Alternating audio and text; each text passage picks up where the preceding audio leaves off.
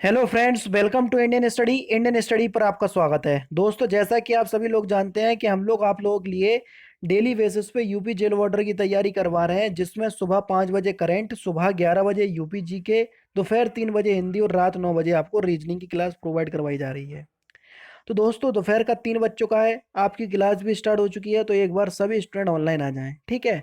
और दोस्तों, मैं आप लोगों को बताना चाहूँगा कि अगर आप लोग इस क्लास की पीडीएफ डाउनलोड करना चाहते हैं तो डिस्क्रिप्शन में टेलीग्राम चैनल का लिंक दिया हुआ है, तो वहाँ से आप लोग पीडीएफ जरूर से डाउनलोड कर लीजिएगा, ठीक है।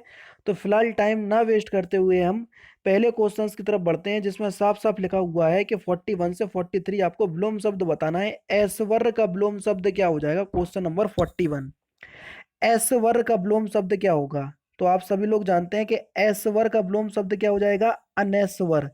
यानी कि पहला ऑप्शन आपका बिल्कुल करेक्ट है, ठीक है, पहला ऑप्शन करेक्ट है। रिजु का विलोम शब्द क्या है? क्वेश्चन नंबर 42, रिजु, रिजु का विलोम शब्द क्या हो जाएगा? 42। तो रिजु का विलोम शब्द हो जाएगा वक्र। वक्र जो है ये रिजु का विलोम शब्द होगा, चौथा ऑप्शन बिल्कुल करेक्ट। कर्षण का पर्यायवाची सॉरी विलोम शब्द क्या होगा? कर्षण का विलोम शब्द क्या हो जाएगा? 43, कर्षण का विलोम शब्द हो जाएगा विकर्षण, दूसरा ऑप्शन बिल्कुल करेक्ट। नेक्स्ट क्वेश्चन 44 से 45 आपको क्या करना है? सही वाक्य को चुनना है। चार ऑप्शंस आपके सामने, इन चार ऑप्शंस में से एक वाक्य बिल्कुल शुद्ध है, सही है, उसी वाक्य को हमको चयन करना है। 44 सही आंसर बताओ, 44 का सही आंसर क्या हो जाएगा? जल्दी बताओ। अगर आप 1 किलो आलू लेने जाओगे तो आप क्या बोलोगे? तो सही आंसर हो जाएगा 44 का 1 किलो आलू लाओ, यानी कि इस क्वेश्चन का चौथा ऑप्शन बिल्कुल करेक्ट है। 45 में भी आपको वही काम करना है जो आपने 44 में किया है दोस्तों। जल्दी बताओ। तो 45 का भी आपका सही आंसर क्या हो जाएगा? पढ़ लिया ना सभी ऑप्शंस? चौथा ऑप्शन बिल्कुल करेक्ट। कोमलांगी सीता राम के साथ वन गई, यानी कि चौथा ऑप्शन बिल्कुल करेक्ट। नेक्स्ट क्वेश्चंस बच्चों आपके सामने 46 से 48 आपको वाक्यांशों के लिए एक शब्द चुनना है। बहुत अच्छे क्वेश्चंस हैं आज। आपको क्या हो रहा है कि जो आपका सेट पेपर है ना, जिस हिसाब से आपके एग्जाम में आता है, यानी कि एक दो विलोम शब्द, एक दो आपके वाक्यांशों के लिए एक शब्द, एक दो मुहावरे, ठीक है, शुद्ध वाक्य एक दो आते हैं, उसी हिसाब से मैं क्वेश्चंस पेपर लेकर के आया हूँ, समझ रहे हैं? बहुत मेहनत लगी है इस प्रकार के सेट लाने में। निम्नलिखित वाक्यांशों के लिए एक शब्द बताओ। देश में विदेश से माल आने का कार्य। अगर अपने देश में विदेश से माल आ रहा है उसको हम क्या बोलते हैं? जल्दी बताओ। 46, 46 तो उसको हम क्या बोलते हैं? आयात।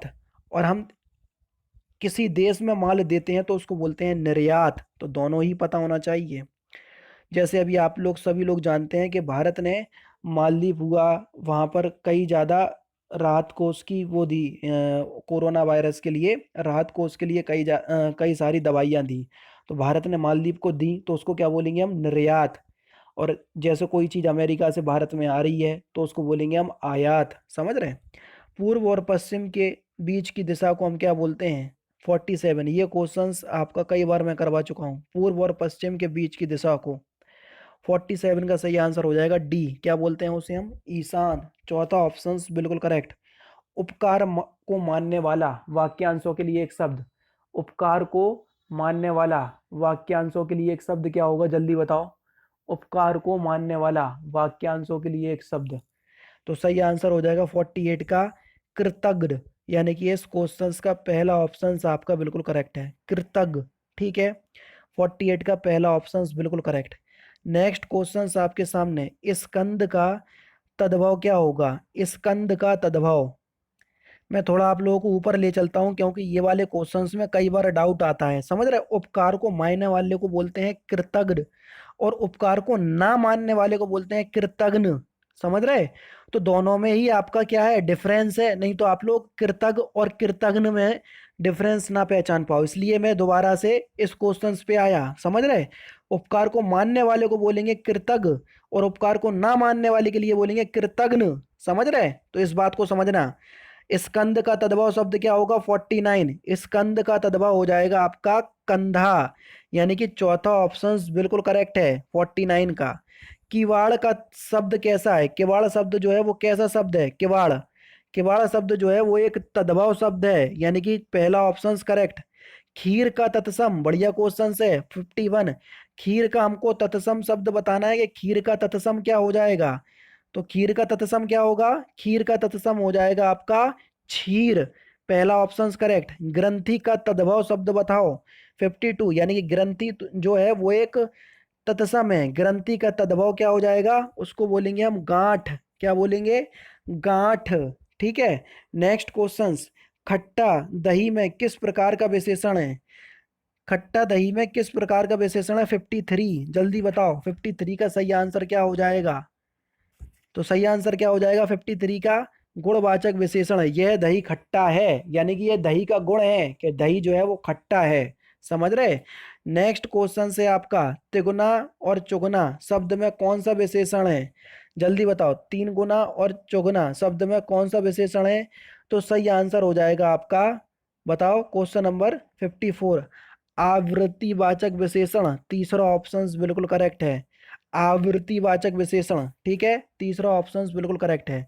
जो शब्द संज्ञा और सर्वनाम की विशेषता का बोध कराते हैं उन्हें हम क्या कहते हैं। जो शब्द संज्ञा और सर्वनाम की विशेषता बताते हैं उनको हम कहते हैं विशेषण, और जो संख्या का बोध कराते हैं उन्हें कहते हैं हम संख्यावाचक विशेषण। यह दो प्रकार के होते हैं, निश्चितवाचक और अनिश्चितवाचक। निश्चितवाचक में भी आपका गणनावाचक होता है, क्रमवाचक, आवृत्तिवाचक, समझ रहे हैं, और समुदायवाचक। आवृत्तिवाचक में तिगुना, चुगुना, सौगुना आदि शब्द आते। तो इस प्रकार यहाँ पर कौन सा सही हो जाएगा, आवृत्तिवाचक। समझ रहे हैं? नहीं तो आप सोचो कि आवृत्तिवाचक कौन सा विशेषण होता है, इसलिए मैंने पूरा डेफिनेशन के साथ आपको बता दिया। कीर्ति का पर्यायवाची क्या होगा 55, कीर्ति का पर्यायवाची होगा यश। दूसरा ऑप्शन करेक्ट। कृष्ण का पर्यायवाची शब्द 56, कृष्ण का पर्यायवाची शब्द हो जाएगा मधुसूदन। तीसरा ऑप्शन करेक्ट। चपला का समानार्थी शब्द बताओ 57, चपला का समानार्थी शब्द। तो चपला का समानार्थी शब्द हो जाएगा दामिनी। चौथा ऑप्शन करेक्ट। कौन सा, चौथा ऑप्शन बिल्कुल करेक्ट। जीभ का पर्यायवाची शब्द बताओ, जीभ का पर्यायवाची शब्द क्या हो जाएगा, रसना। रसना जो है वो जीभ का पर्यायवाची शब्द हो जाएगा। ठीक है। तरंग किसका पर्यायवाची शब्द है, तरंग किसका पर्यायवाची शब्द है 59, तरंग जो है ये उर्मी का पर्यायवाची शब्द है। किसका, उर्मी का पर्यायवाची शब्द है। सी ऑप्शन बिल्कुल करेक्ट। किसका है, उर्मी का। निम्नलिखित में से शुद्ध वर्तनी कौन सी है, जल्दी बताओ। तदनुसार आप किस प्रकार से लिखेंगे। बढ़िया क्वेश्चन आ गया 60, जल्दी बताओ सही आंसर क्या हो जाएगा। तो सही आंसर हो जाएगा तदनुसार। इस प्रकार से लिखा जाता, आप लोगों का दिमाग यहाँ गया होगा, ये गलत है, ध्यान रखना, एक बार चेक कर लेना आप लोग। ठीक है। हालांकि दूसरा ही ऑप्शन बिल्कुल करेक्ट है। कई बच्चे होंगे वो बोलेंगे तीसरा ऑप्शन आप गलत पढ़ा रहे, ऐसे बोलते। इसलिए मैं आप लोगों को हाईलाइट करके बता रहा कि भैया देख लो। निम्नलिखित में से अशुद्ध वर्तनी कौन सी है, अशुद्ध वर्तनी, गलत वर्तनी बताना है। 61, 60 में हमने को क्या बताना था, शुद्ध वर्तनी। 61 में क्या बताना, अशुद्ध वर्तनी, गलत। छत्रपति, ये गलत लिखा हुआ है। पहला ऑप्शन आपका बिल्कुल करेक्ट है। सत्कार में कौन सा उपसर्ग है, बताया उपसर्ग कहाँ लगते हैं, आगे, प्रत्यय कहाँ लगते हैं, पीछे, ऐसे पता होना चाहिए। तो सत्कार में कौन सा उपसर्ग हो जाएगा, सत उपसर्ग। चौथा ऑप्शन 62 का चौथा ऑप्शन करेक्ट। राष्ट्रीय शब्द में कौन सा प्रत्यय है, जल्दी बता दो, राष्ट्रीय शब्द में कौन सा प्रत्यय है, राष्ट्रीय शब्द में प्रत्यय। तो राष्ट्रीय शब्द में ये प्रत्यय है, इस पे आईएमपी लगा लो, इंपॉर्टेंट क्वेश्चन से आपके एग्जाम में पूछा जा सकता है। राष्ट्रीय शब्द में ये प्रत्यय है। कौन सा संधि विच्छेद सही नहीं है, जल्दी बताओ। हितैषी का हित प्लस सी हो सकता है, अगर ये सही हो तो ठीक है। ठीक है। सदा प्लस एप सदैव बिल्कुल ठीक है। वन प्लस औसत वनौसत ठीक है। महा प्लस ओज महोज बिल्कुल ठीक है। तो आपका हितैषी का जो है वो आपका गलत दिया हुआ है, यानी कि इस क्वेश्चन का कौन सा, 64 का पहला ऑप्शन जो है वो बिल्कुल करेक्ट हो जाएगा। कौन सा, 64 का पहला ऑप्शन जो हो जाएगा वो बिल्कुल करेक्ट हो जाएगा। नवग्रह शब्द में कौन सा समास है, बताओ। नवग्रह यानी कि नौ ग्रह, और जहां पर पहला पद संख्यावाचक होता है वहां पर कौन सा समास होता है, जल्दी बताओ, जल्दी बताओ। दिग्गु समास, यही लगाओगे ना 65 का। बिल्कुल ठीक, पहला ऑप्शन आपका बिल्कुल करेक्ट है। चेहरे पर हवाइयां उड़ना मुहावरे का सही अर्थ क्या है 66, इस मुहावरे का सही अर्थ क्या है, डर से घबराना, यानी कि पहला ऑप्शन बिल्कुल करेक्ट। चेहरे से हवाइयां उड़ना, डर से घबराना, पहला ऑप्शन करेक्ट। चांदी काटना मुहावरे का सही अर्थ क्या है 67, तो इस मुहावरे का सही अर्थ हो जाएगा मौज होना। चौथा ऑप्शन बिल्कुल करेक्ट। कौन सा, चौथा ऑप्शन बिल्कुल करेक्ट। निम्नलिखित में से कौन सा कपीस शब्द का संधि विच्छेद सही है, बताओ कपीस का सही संधि विच्छेद आपको बताना है। 68। तो सही संधि विच्छेद क्या हो जाएगा, जल्दी बताओ। कपीस का कपी प्लस ईस, यानी कि इस क्वेश्चन का चौथा ऑप्शन जो हो जाएगा वो आपका बिल्कुल करेक्ट हो जाएगा। प्रत्येक में कौन सा समास है, बताओ। प्रत्येक में एक ही समास, आगे प्रा आ जाए प्रति आ जाए, बोला था कौन सा समास हो जाएगा वहां, अव्ययी भाव समास, बिल्कुल ठीक, चौथा ऑप्शन। नेक्स्ट क्वेश्चन, निम्नलिखित में से कौन सा शब्द तत्सम है, तत्सम शब्द आपको बताना है। इन चारों ऑप्शंस में से कौन सा तत्सम है, 70 का। अंधकार, अंधकार जो है वो क्या हो जाएगा, एक तत्सम शब्द, ठीक है ना। अंधकार शब्द जो है वो एक तत्सम शब्द होगा, अंधकार का अंधेरा तदभव होगा। प्रतिकूल में कौन सा उपसर्ग है, बता दो। प्रतिकूल में कौन सा उपसर्ग है, 71। प्रति उपसर्ग होगा चौथा। जगदीश का संधि विच्छेद क्या होगा, 72। जगदीश का संधि विच्छेद क्या होगा, 72। जगत प्लस ईश, पहला ऑप्शन बिल्कुल करेक्ट, कौन सा, पहला ऑप्शन बिल्कुल करेक्ट।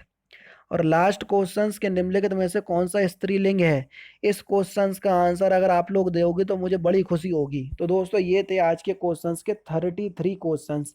अब पूछोगे बाकी के चार कहाँ हैं, तो बाकी के चार आपके गद्यांश में आ गए थे, ठीक है। और गद्यांश में लेकर के नहीं आता, उसमें टाइम खर्च होता ज़्यादा और आप लोग भी इंटरेस्ट नहीं लेते। तो यहाँ से एक बात पता चल रही है कि बाकी के क्वेश्चंस जो है वो आपके गद्यांश में आएंगे, तो आप लोग परेशान नहीं होएगा।